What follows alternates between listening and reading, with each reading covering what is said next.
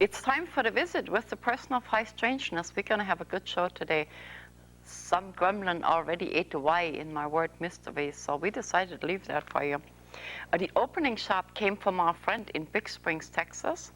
And so thank you for that. Before we get to our fun show here, I'd like to talk to you about a few things. First of all, I'd like to make you aware of that the episode Spooklights of Joplin, Missouri is nominated at the EBE Awards at the International Film Festival in Loveland, Nevada. And so we're really excited about that. And if we win, we'll let you know. And even if we don't win, we agree it was a great show. The next thing, about 2 or 3 weeks ago, I shared a story with you about Russell Jordan, the young man that got murdered in California in 1982. And they had just recently found the man that committed this crime. And at the time we filmed that, we didn't know the outcome of the trial. In the meantime, I'd like to give you an update. Mr. Vivek plea bargained, and he got 6 years, which means he would actually be ready for parole in 2.5 years. And that's kind of puzzling. But we're going to revisit that whole subject of Russell Jordan and his untimely death in California. The other thing is I found myself in the middle of a domestic, well, it wasn't a crisis, but of a domestic situation. And being the age I am, I thought I was all done with that. But as it turns out, things haven't really changed at all in the last 20 years. So I like for anyone out there that find themselves in a domestic situation and then went to court, and where the abuser used the legal system to continue the abuse, I'd like to hear from you. We need to visit that and give some solution to the friends that are suffering. So if you give me a call about that before, actually after 12 noon, just give me a call, and I would like to do a show on that. There's that. And the last thing is, if you look at my hair, I have been to every beauty shop in this town, and because of the way I like my hair cut, I'm having a hard time. So I'm in dire need of a hairdresser that would understand what I mean when I say, can you cut it like that? And so if you give me a call and I'll work out something with you, please, universe, I need a hairdresser, okay? So without any further delay, we have a fun show. We're going to Loveland, Nevada. Clarence Moore and myself, we went to the Earth Mystery Conference a couple of months ago, and we just now get into it, so we have a lot of fun for you. The first interview will be with a cryptozoologist, wow. And his name is Loren Coleman. And so we're just gonna go right to sunny Nevada, and that's where we're gonna take you. I think, wow, we got Fate magazine behind me, wonderful magazine. I'm reading a lot of things, and actually Loren Coleman just wrote an article in there. So as soon as we set up, we're going to take you to the desert. And here we are.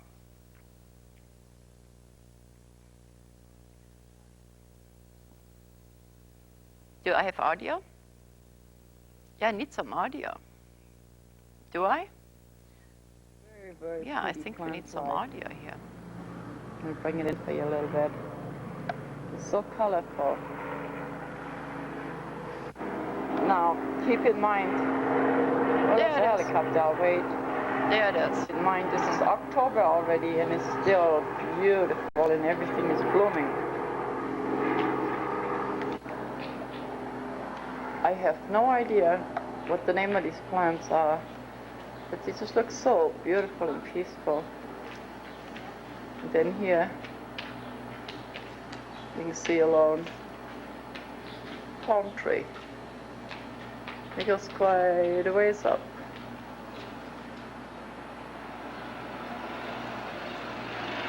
And here more palm trees.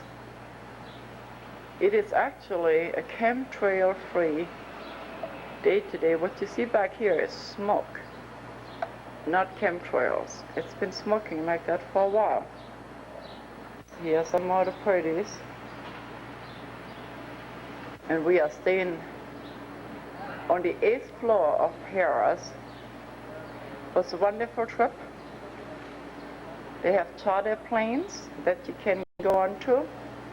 They leave from Portland. They bring you all the way to Bullhead, Laughlin. Then buses will pick you up and bring you over here. When you get here, you are checked into your room. They give you a key. They deliver your luggage. And you can just enjoy whatever you want to do. It is just an awesome place. And this is the hill that you come off of coming in here. Then here's the desert. It's only about 100 degrees today. This is the current entertainment they have. A young man named Earl Turner. And here's the desert. And Laughlin is right in this hole here. And it's quite an estate, actually. Now it is a casino. So we can't show you the inside. It's against the law. But we're not here to gamble. We are here to attend Jim Mars's conference, the Earth Mystery Conference. So we're just going to go inside and see what we have to offer. It's a smokestack. That's where that smoke is coming from. That's what it is.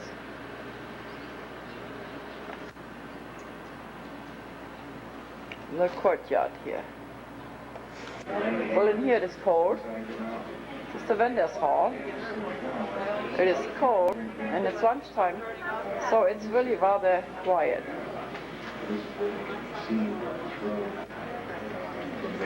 These are some of the things you can purchase.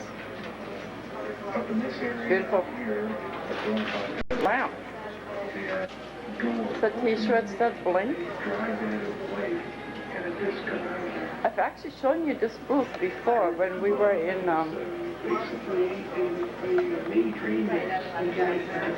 Laughlin the last time.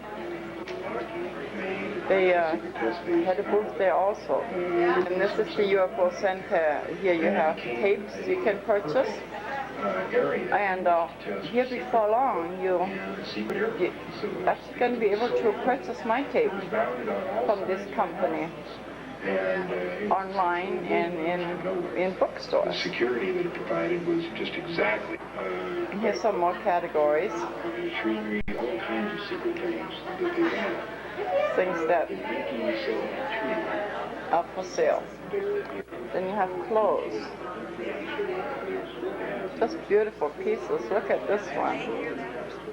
Just a beautiful garment. So me and my big mouth, I just interrupted the reading. Just show you some of these wonderful stones that's available here.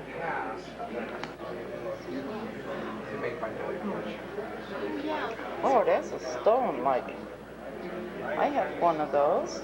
Have you played enough? And more stones. And you've seen this one before. In fact, we used one of his cards as an opening shot. It is both here, and then the gentleman here, that's Mr. Crawford. He's the person that sells you all the video tapes that I just showed you. And then here we have books. With all its personal. Some of them you recognize. Very good collection, actually. And then I think this is going to be my favorite. I've seen this lady before. She has the most beautiful clothes you've ever seen. And so I told her I was going to take a picture of them. And if you want to purchase some of those, it's not a secret project. Call me and I will definitely give you her phone number. Just let me show you something here. Calls. I'm going to bring them in closer. Pinks. and reds. And it just goes on and on and on. And I've worn some shawls similar to these, but they didn't come from here. Sounds like a winner to me. Just wonderful. The embroidery on this is just amazing. Have you ever seen anything that pretty before? Oh. I got to show me another one. Oh, look at that one, huh? Oh my goodness. Yeah, I saw some of the things last year, but we didn't get a phone number, so we didn't know what to do. I will give you a phone number. Look at this one. This is like a Hawaiian goddess. Just beautiful. Beautiful. Pull it out so you can get the full effect on this. And then this is the lady. It's you. She's the lady that first time she was wearing these, first time I saw them, which was in February. That's wonderful. They are somewhat affordable. Somewhat, depending upon who you buy them from. Somewhat affordable, yeah. So with the information in there, it's just going to keep... Well, it's almost like a lot of the times, back over here, a lot of the times they become one's trademark. And no matter where you are in the world, you wear something like that, and you have something in common, and they'll say, oh, I know where you got that, and I know where you've been, so it's like an identifying. Am I right? Yep. That's what I think too. You are. If somebody saw this in London, they go, yeah, who'd you get that from? And there'd probably be a name in common. In common, yeah. Just beautiful. It's a book, River of Fear. And so that's what you have available at the conference. And then this gentleman here. Which gentleman? Where? This one there. Yeah, this one there, I'm going to go around and give you a frontal. So we're going to talk about his radio show. And you, my dear, have an internet radio show, no? Right? DNA Live Radio, UFO Lab Radio. DNA Live Radio on Mondays and Fridays, and every Wednesday, information you cannot get anywhere else, UFO Lab Radio. 7 to 9 p.m. Mountain Time. DNA stands for Dennis and Ann, my wife. Well, we wouldn't have guessed that at all. We're not geneticists. What do you think of that? Oh, how genius. Dennis and Ann, that was Ann's. It was your idea? How genius. Dennis and Ann. DNA Yeah, Live. I saw your van. I said, oh, the DNA lab is here. And you usually think Daryl Sims is right behind you, you know. Right? Yeah. Exactly, right? I just spent some time with him a couple of weeks Yeah, ago. you were saying that earlier, yeah. Yeah, but how ingenious. So we hope you can get Bob White to come on. I'm going to attempt to get Bob White on, definitely, Yeah, yes. very definitely, yeah. And I want to get Stephen Bassett. Stephen Bassett, Right? When you sit him down for an interview, I'm going to rope him and get his phone number. He's a wonderful person, Yeah, I was telling Ann about it. Sounds very interesting from the political end of it, Yeah. the Disclosure Project. So that should be very interesting. Yeah, you know, I always think that, we mentioned that before, I feel like we need to pool all our resources, whether it's whatever it is, and kind of do it together, because Exactly. it doesn't matter how we get the message there, as long as we get it. We're all supposed to come together as one and get the message out. Yeah. Right? And so if I run into anyone else, I'll send them your way. All right, And I'm going to sounds take a good. Thank picture of your table here. Okay. And how'd your hamburger? Well, I'm going to hide me because I'm still... These from These are the shows. some of the shows. The speakers who are at the show here today, the conference. There's Jim Mars, Loren Coleman, John Alexander. Well, of course, you know Jim Mars, and you are familiar with Lynn Buchanan. And Irvin Schiff, Ownership does taxes. You don't have to pay taxes. Very interesting name. Let's see, Linda Moulton Howell, Gail Ferguson, Dennis and Ann, that would be you. Right. Yeah, and we have one here from Scott Ritter, the former UN weapons inspector. That's what was complaining about the Iraqi war going to... yeah, I'm too far away. What he's saying is that is the weapons inspector. Now, I just mentioned him in reference to something, and I can't remember. We just talked about that. It was a great interview with Scott Ritter. Excellent interview. The man, he said long before we went into Iraq, you will not find any weapons of mass destruction, and we haven't. Yeah. To this day. Yeah. So. And he was right, 100%. So. Now, Mr. Stephen Bassett, the one we just discussed. We arrived here the day the space shuttle crashed. So to remind you, the war hadn't even started yet. And he estimated $100 billion if we go ahead and do that. Now, wasn't he close? Oh, yeah. Most definitely. Yeah, so. Okay, I'm going to swing around, huh? It's amazing. Yeah? Yeah, he kind of knew what he was talking about there. Oh, yeah. And Jordan Maxwell is a television show? Jordan Maxwell is a television radio talk show host. Okay, is that quiet? Yeah, they did a private interview together, both of them. But they're very personal, good friends. And Mr. Stitchin does not... Now, can you imagine the work that goes into bringing all this stuff from somewhere in Arizona? And you just have walls and walls and walls of books. Here, for the friend. Which is really David Icke, but that's what some of you call him. There's a lot of books here.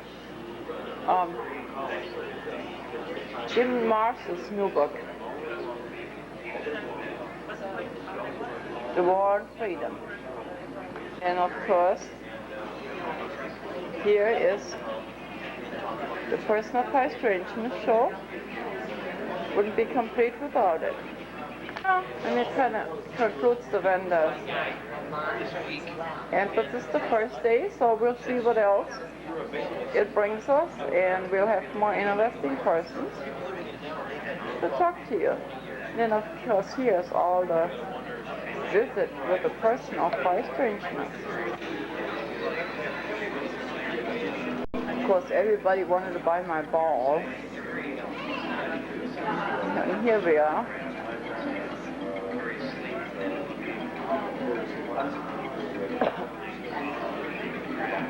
So we did.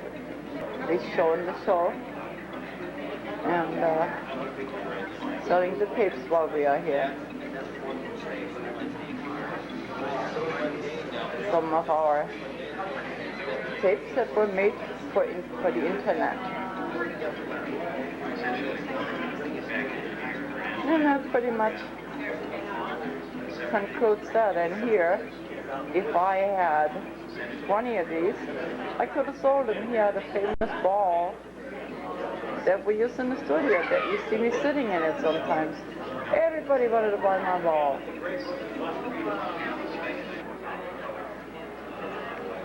You have t-shirts, and then of course they're copying the tapes over here from the conference that you can buy at the end. It's a big hall in which the speakers are talking after they get back from lunch. Spotted the painting, isn't it beautiful? And then right over here is another one. Feel reasonable, actually. And then you can stop and get a massage all at the same time. You're laughing, you know how I am with names. And He said he was still. Loren Coleman, how are you today? Fine, how are you doing? It's cold in here and so hot outside. Oh, it is? Oh, the temperature. Yeah, and so your brain just sort of. Oh, okay. Well, I'm from Maine, so I'm yeah. used to these different radical temperature changes. I'm going to come a little closer here. Okay. Well, I'm from Washington State, so Okay, great. we're kind of on the same weather length here. Mm-hmm. Now, I understand that you write books about modern mysteries. Right. Would you be nice enough to give me a little glimpse of what it is that you do? Sure. Well, starting in 1960, I really began being interested in first the abominable snowman and then Bigfoot and what's generally now called cryptozoology, the study of unknown animals.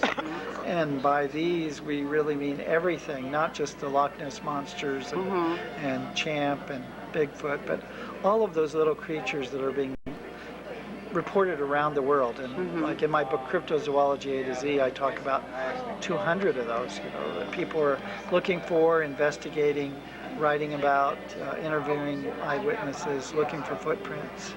And over the years then I would go out, and I've been to every state in the United States but Alaska, interviewing people, tracking these creatures down, looking for the local mysteries, and writing articles, then writing books. And so your passion is your work? My passion is cryptozoology and unknown mysteries. Yeah. That's It's been wonderful. for 43 years now. I came across some the other day. I didn't even know what it was, actually. There were reportings of a centaur. Did I say that right? Yeah. Is that the only one I've heard of, or have there been other incidents? Yeah, centaur is a half body of a horse and a man. Really mythical creature that I haven't really got no verifiable reports. There's strange enough things out there, in the oceans and on mountaintops and different places that I haven't heard about centaurs. Centaurs and dragons and fairies and zombies and vampires and werewolves are really kind of outside the sphere of cryptozoology, which really tries to look at unknown animals. Yeah, but I thought if I could ask anyone, it would be you. Oh, yeah. Well, it came from a very reliable source, so that's why. But I didn't even know what it was at the time when the story came to me. Yeah. And then you was a speaker here today? This morning, Saturday at 8:30 this morning, I talked on Mysterious America. My book in 1983 was Mysterious America, and then I revised it in 2001, Mysterious America, the revised edition. And it's really a travelogue of me going around the country looking at the Dover Demon and ape-like creatures in the Southwest and Southeast. And so really a journey of mine. And complements my new books, which are on lake monsters and Bigfoot and Mothman, other different special creatures within the cryptozoology. And you are accessible on the internet? Yeah, I have a website, lorencoleman.com, and Loren is Loren, Coleman, Coleman, all one word. So if anybody wanted to get books or anything, that's how they could get They can find out books and the links to Amazon.com. They're, well-known publishers like Simon Schuster and Paraview Pocket. But through the website, they can find out different articles that are breaking news, as well as the link to my email. And then they can talk to me. And I have everybody from 12-year-old kids who want help with a report in school. Oh, wonderful, yeah. And I really respond to everybody, as well as those that want my books or people that are writing me, 80-year-old people that remember a Bigfoot sighting from 40 years ago that they want to tell somebody about. I was on my way to the Museum of the Unexplained in Reeds Springs, Missouri. And we had just came out of 14 tornadoes, so we were a little wore out. So we stopped in a little town called Forsyth. And there was a gentleman there that told us about a Bigfoot sighting he had, and he said it was the only documented case ever in Ohio. Well, that's not true. Ohio is one of those states that has probably 50, 60 good sightings in the last 10 years.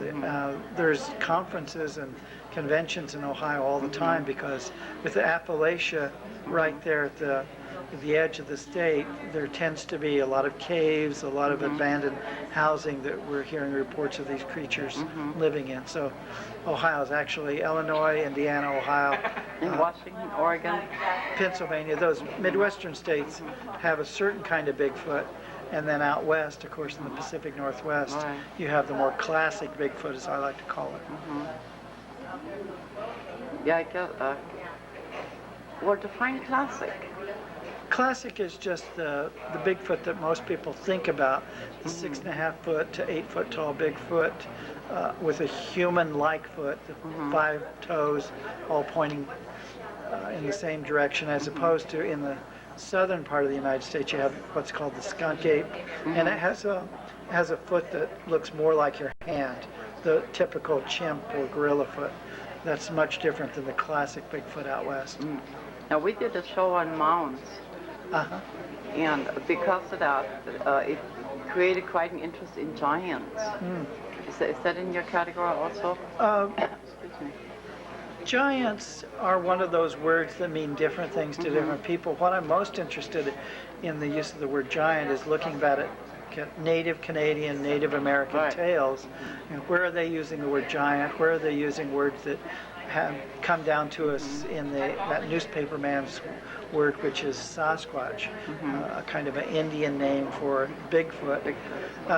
But giant tales there are giant reports of something 12 feet tall, 12 to 20 feet tall, and that seems to be beyond what we know about Bigfoot, but there's certainly a few of those reports out there, enough of them for us to scratch our head and wonder what's going on. I'm going to put you in charge of the world for 1 minute. What will you do? Besides creating world peace and no get rid of world hunger, I would do that. As a cryptozoologist, I'm still part of humanity, and that's where I would go with it, because I'm definitely a humanist first. Even though humans sometimes make the worst mistakes, and Bigfoot may be the smarter animal because they're out there not creating pollution and war. That's interesting. Wow, what a wonderful concept. Did I leave anything out that you think might be important to raise the awareness of people in what it is you do? I think that one of the reasons that I write my books is because there's always new questions in this phenomena, whether it's Earth mysteries or looking at stone tablets or, chasing Bigfoot or wondering what's going on in our skies. I think there's so many mysteries and so many answers that I really respect other authors who are trying to put answers out there. And for me, it's been my way to communicate to the public. It's always been interested in what I'm doing, and I'm interested in what the public has to say. Yeah, so here we are at an Earth Mystery conference, and everybody here I recognize from the UFO conference. Oh, you do? Except me. Except you, yeah. Right. So, yeah. I was very happy to be invited. It's a crossover sort of area in which people can actually begin to recognize that it's not just about UFOs or crop circles, that there are other mysteries around. That's right, yeah. Charles Fort, the writer from the 1920s, who wrote the Book of the Damned, and by the damned he meant everything that science had excluded, is really what I've been interested in for all these years. We just got some really good footage of what was the spook light of Joplin, Missouri. Yes. Except we got as many as 7. 7? Yeah. And they're definitely not headlights of cars?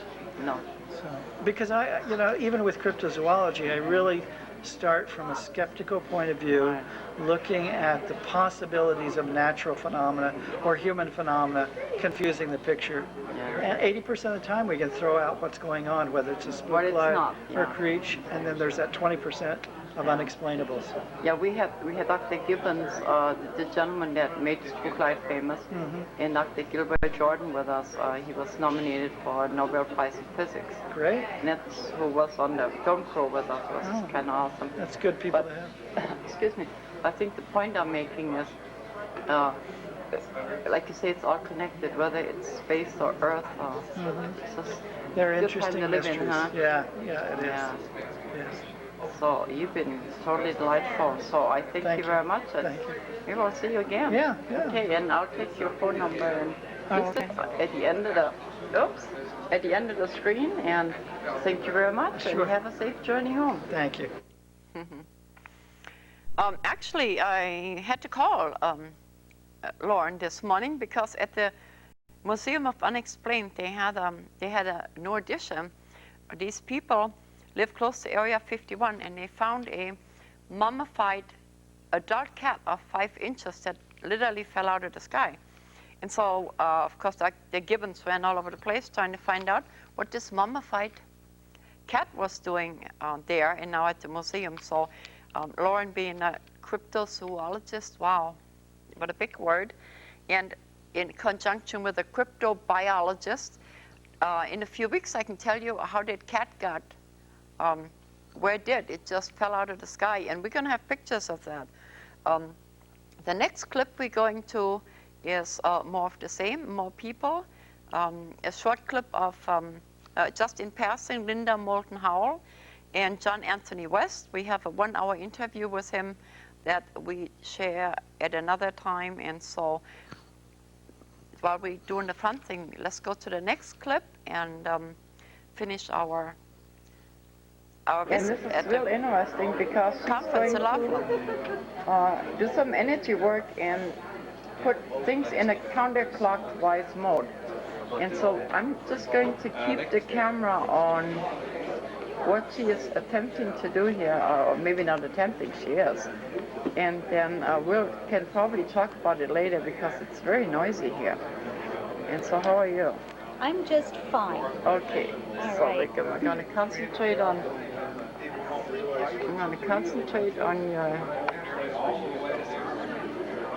on what you're doing. So if you can stand it, just turn the volume down, and we'll get back to normal in a minute. Okay. All right. The energy mug. There's different devices to be used for different purposes. Okay. This is for the refrigerator, or RV. It's also good because the energy will radiate about 3 feet in diameter. Okay, so it's good to energize a room that way to help negate the electromagnetic negative waves that bombard us.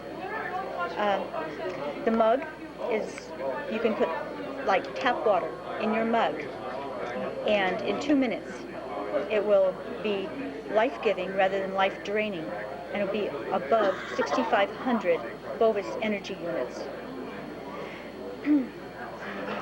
which will be, the taste will mellow out, it will be smoother with water. If you leave this water in, the higher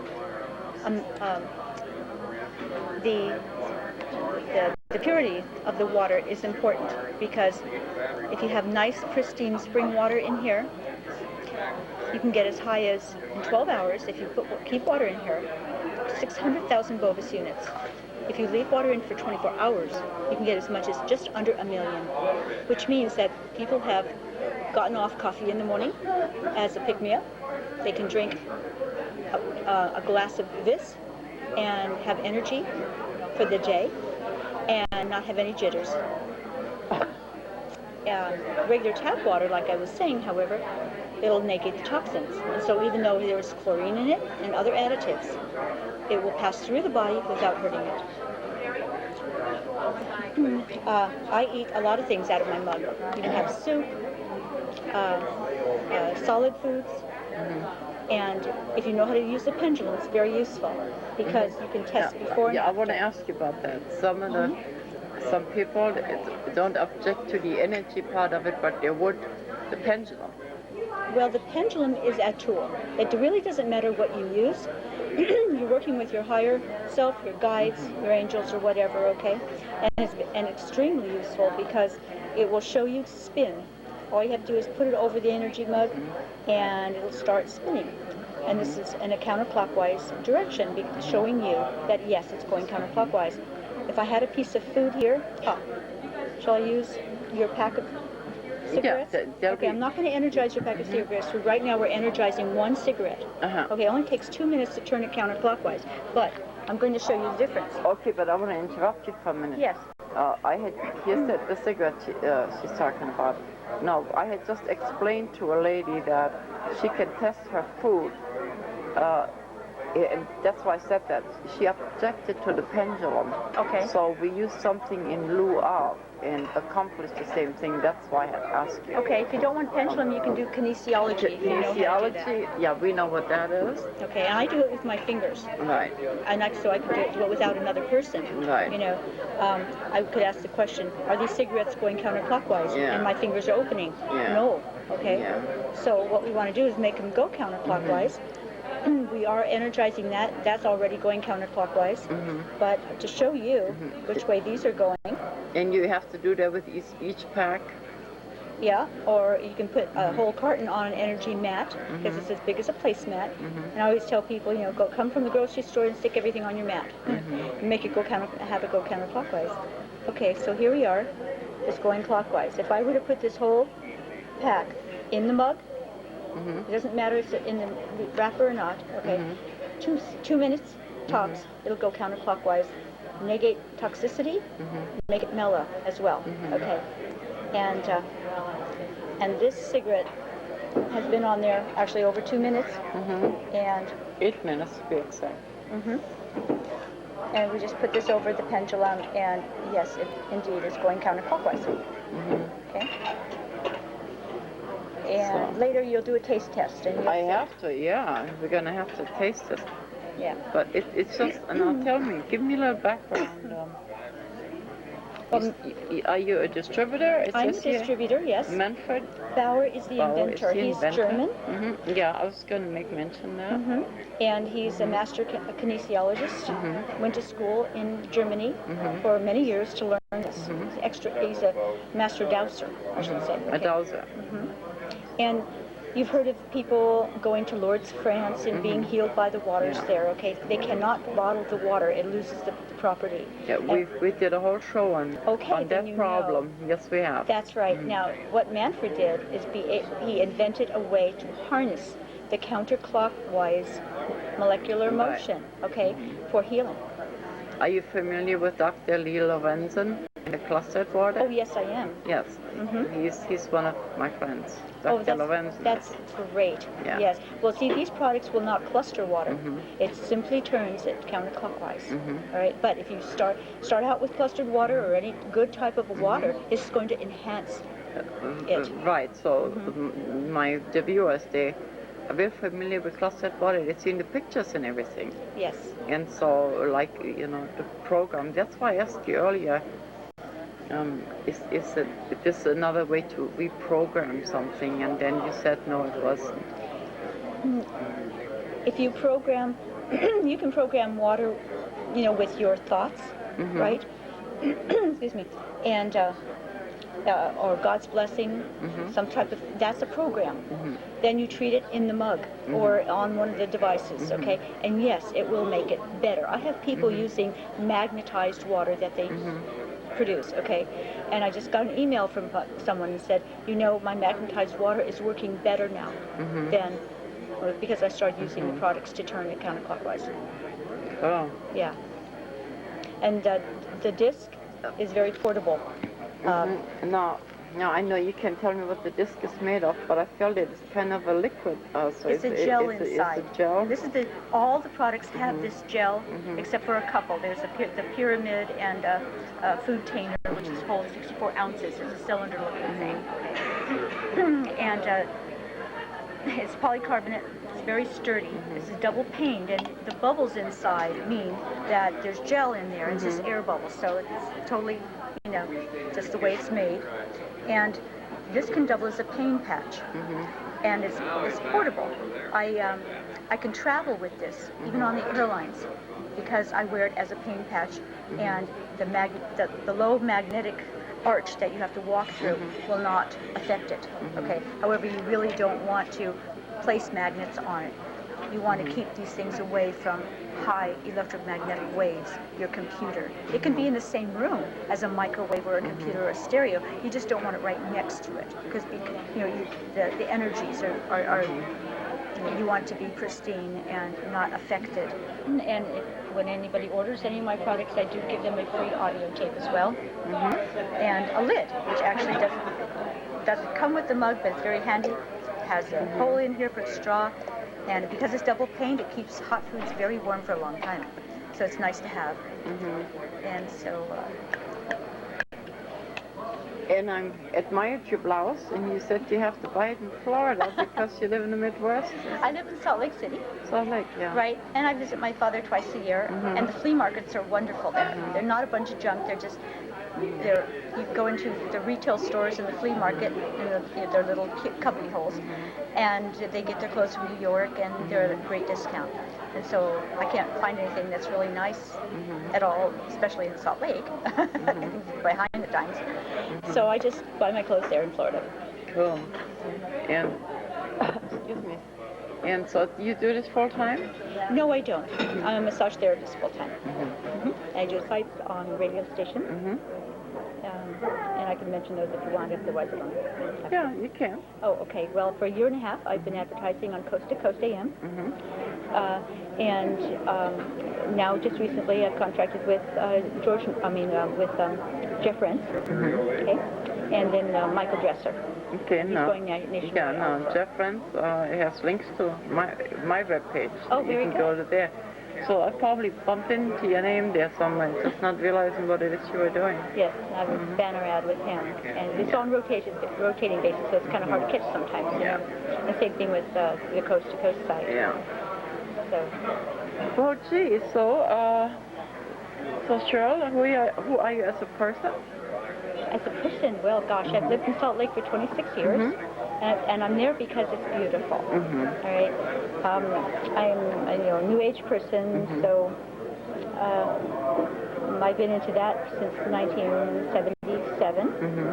So I'm not new to this, and my goal in life is to help people. I get really tickled when people call me up about these energy products and say, I just got my mug and I'm so thrilled, and I want to order one for my mother and, give a Christmas present and things like this, and they order other things too because they find it so beneficial for their health. They actually can feel the difference, they can taste the difference with these energy products. They prove themselves. I always tell people when they have lots and lots of questions for me and they're skeptical, I just say, order one, 30-day satisfaction guaranteed, 100%.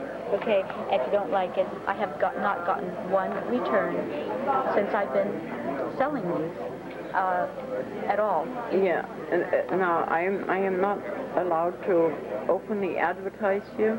That's part of my contract. All right. So, well, okay, having said all that, now how's my cigarette doing? And then we'll get back to you as a person. Okay. How do you think my cigarette is? Your cigarette is already turned counterclockwise and has been, on this for quite a long time. It'll be more healthy for you.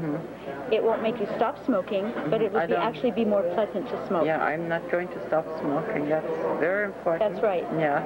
But I think you'll be surprised when you do taste it. That was part of the dialogue I had with you because a lot of people think we need to quit smoking. We had this conversation earlier with someone else. Almost all the speakers, almost everyone that does demanding work, we smoke. And at some of these conferences, I've seen people come in with a bodyguard.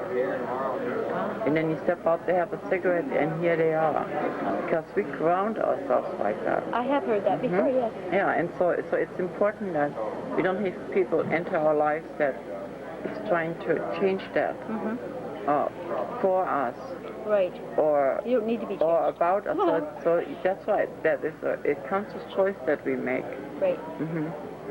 So without all the hoopla, Well, these products will just make the cigarettes taste better. So that's, now this too was just as good. So you got regular, bourbon, and The colors, and the arms. Yeah, this is, and it's the same manufacturer as this one. So, only a clothing shop. Yes, you know what we need to do? You know what I've done on my TV show I was telling you about? I did an astrological fashion show. Oh, did you? Yes, I did. And I had models, I had professional models come in, and we got the colors astrologically correct. And then I just put some prediction with it, you know, about what's coming up, you know, for the signs and everything. An astrological fashion show. Cool. There you go. Rod. R-O-D, yeah. R-O-D. And Davis. And we've been talking to each other for quite a while. Is this light too hard on you? No, it's fine. Okay. And one of the things we talked about is who you are and what you're doing. That's correct. For many, many years, my wife and I have been having what can be classified as paranormal experiences. And they first started when we first met back in 1960. And they've continued. And this year has been a very, very active year for us. The book that I wrote, which is River of Fear Encounters, which is book one of a trilogy, is actually a blending of some true-to-life stories surrounded by some mystery and action. And the reason I had written this book as a novel rather than a documentary is that I wanted people that would not normally read a paranormal book that was a documentary. I wanted to reach that audience. And when they read the book, I asked them if they would send me an email afterwards and identify what they think are the scenes that were the factual scenes that Elaine and I experienced. It's kind of interesting that the people that do respond, 90% of the time they miss the mark, and it is actually they picked a scene that did not happen. When I write back to them and let them know that they missed the mark, and when I ask them why they picked that particular scene. And with the people that do respond, they say that it's either because there's something that happened to them or that's something that it was similar to happen to a friend. So when you say miss the mark, and they are in agreement or it triggers them with something, how can we call it off the mark? I would think that would be a hit. Well, it would be a hit in this respect because they're then saying, well, there's something in this book that I can relate to that happened to me, and that is a hit. So it's a hit. So That's it's correct. Not missing the mark. It's missing the mark as to the story. To the story. The actual scene in the book that my wife and I had experienced. Yeah. And that's my mission is to have people read the book and all of a sudden they say, gee, something like this, I did experience something like this. And they kind of maybe pigeonholed it and rationalized it, saying that it was a figment of their imagination. And I'm hoping that more and more people will understand that these things are not figment of your imagination. It's very they true, really happen. Yeah. You know, I wrote a similar book, but I went about it a little different than you did. And it's just weird what people relate to, but as long as they relate to something, Absolutely. we did our job, didn't we? Yes, absolutely. And I hear you're a lot luckier with the publisher than I am. We were very fortunate in finding the publisher, yes. He happened to be looking for this type of book at that point in time, and everything fell into place. Writing the book, everything fell into place. I knew what I wanted to write, but I surprised myself in some of the things I put down on paper because I didn't know. It's like somebody else, isn't it? Yeah. Yeah, I can relate to that. And there's 2 more coming, you say? Yes, this River of Fear Encounters is I'm going to book swing 1. it around here and zero in on your book, and we can still hear you. And then book 2, which will be out in March or April of this coming year, is River of Fear Pursuit. And then the following year, River of Fear Escape. Yeah, and so I'm real jealous. Well, I'm not basically a jealous person, but I am in this case that your publisher even sent you on the road, and you didn't have to do it all yourself. Tell me about that. Well, they initialized a public relations campaign. They arranged for book signings in various bookstores. They contacted newspaper, radio, arranged for radio interviews and articles to be written about me in the book, and everything went very, very well. We created, in Maine, we created a buzz, and the book sales are going really very well. Really well. Yeah. Well, maybe I shouldn't be jealous. I just wish you well because we really deserve it. And some of the things come easier to some of the friends than it does to others. So really happy for you. And when you come to the Portland, Oregon area, you said you're from Portland, Maine, huh?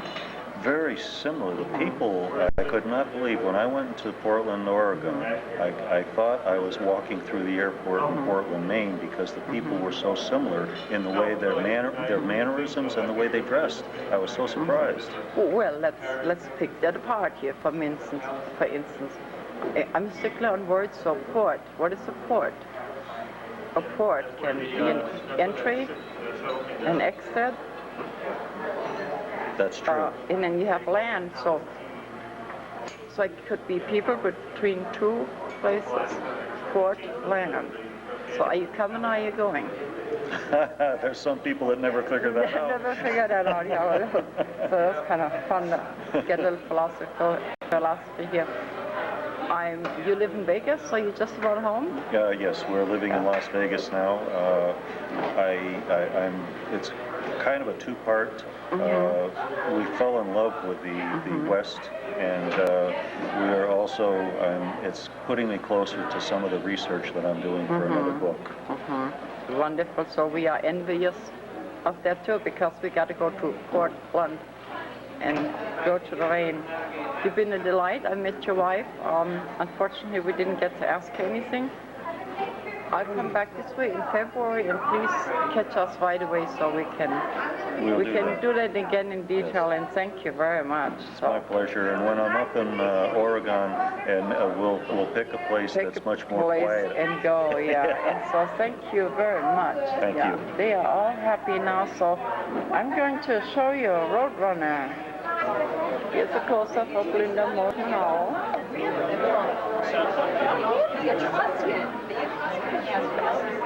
Lynn Buchanan. Lynn Buchanan. This is John Alexander. Lynn Buchanan. Adam West. And Linda Moulton Hall. From the back. And one of the waitresses. Going home too. Huh? Are you going to be on TV? Yeah, well, you was on TV last time. We love the media. I was never on TV, not once. Well, it's gone. You wasn't there? I was doing something, and then Amy was on. Yeah, I shared you with my viewers from Laughlin when we was on the other side. Dancing? Yeah. Right after the Roadrunner. And yes, the lady I recognize, Erica. I hope that was fun to you. I need to correct a couple of things. It was not Adam West. It's John Anthony West, the gentleman that studied the timeline of the pyramids and in the Sphinx. I can say that word. So no, it was not Adam West. And as far as Rod Davis now, some interesting happened when I edited that tape. I like to tell you there is actually more to Rod than I showed you, and since it is my private footage, you could call me for a private viewing. So that was really interesting. In the coming weeks, we will, actually next week, I believe we're going to take you to a real nice and mellow fireside talk. Then we're going to go back to Canon de Chay and kind of mellow things out a little bit, and then we're going back to the paranormal for the rest of the year. And this being 2004, I want to thank you for having stuck with me, you know, to another season. And we'll definitely let you know if we win an award. But even if we don't, we are winners already because we have viewers like you. And again, I'd like to thank Yelm because Vivian, my camera person, she's from Yelm, so we can finally incorporate it. And Bernie, you did a brilliant job. As always, thank you.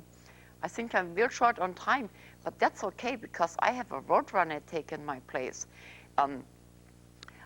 we were outside smoking, like we said, we did quite a bit of smoking because we had deep subjects. And I looked up, and there was a roadrunner, and I had never seen one. So he is a little, he's a little shaky, but he was just wonderful. And so I probably can never do that again. So we're gonna close with a roadrunner today. And then I guess you come see me next week to the fireside, a talk on the Navajo reservation. And give yourself a hand. I'll see you next week. Bye. Thank you. Bye. Cool.